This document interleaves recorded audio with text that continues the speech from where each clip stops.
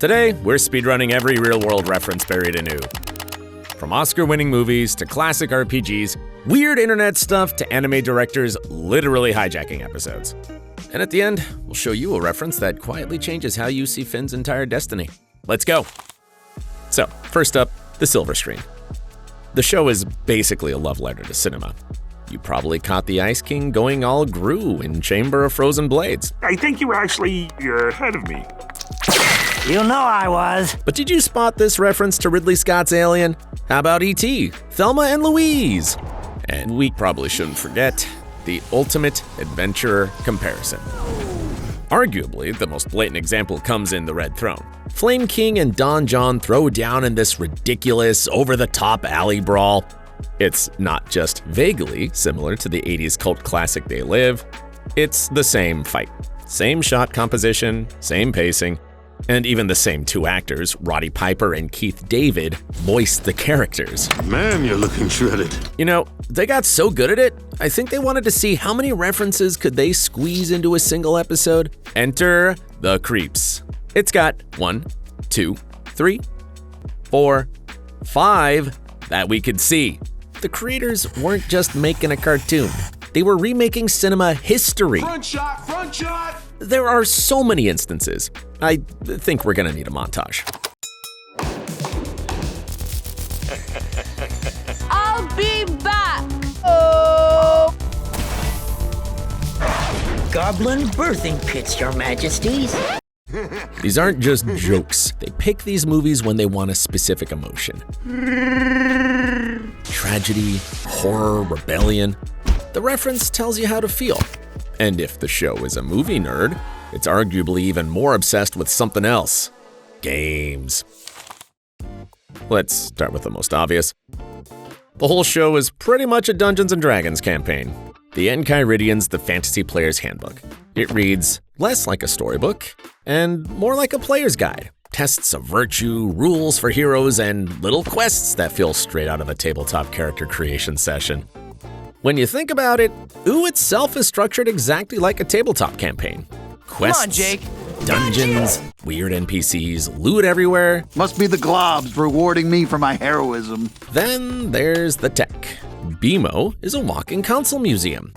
And things get really fun when we go inside and play. Cue Guardians of Sunshine. As Finn and Jake get sucked inside, it's equal parts Tron and a side-scrolling platformer game. We've got Super Mario coins and lava pits. Ow! It burns! Mega Man sound effects, and even Pong thrown in too. A retro console gamer's bingo card. And could we go one further? Heroic kid in a hat, dungeon crawling, puzzle rooms, sword plus shield, grasslands full of monsters. Feels a lot like the greatest game of all time, The Legend of Zelda. Maybe trading card games are more your lane though. Fear not, Adventure Time has that covered too. Card Wars is a loving homage to games like Magic: The Gathering and Pokemon TCG. We're just flooping instead of tapping.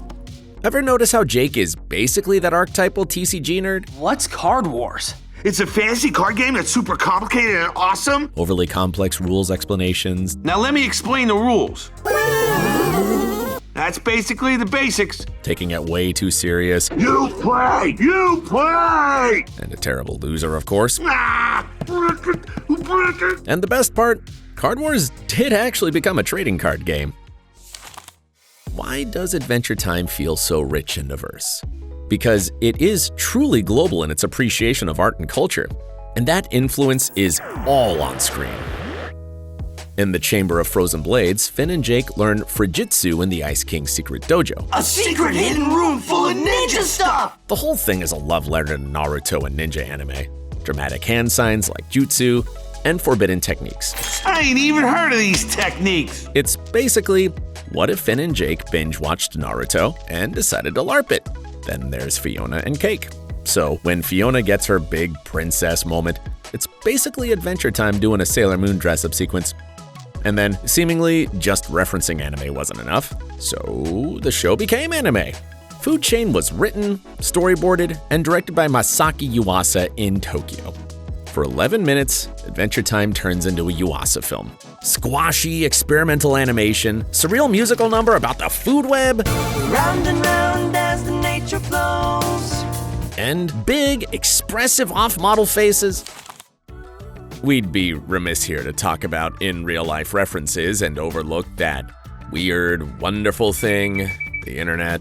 In High Strangeness, one of the Banana Guards goes into a trance and channels an alien called Bushi. Oh my gosh, it's happening.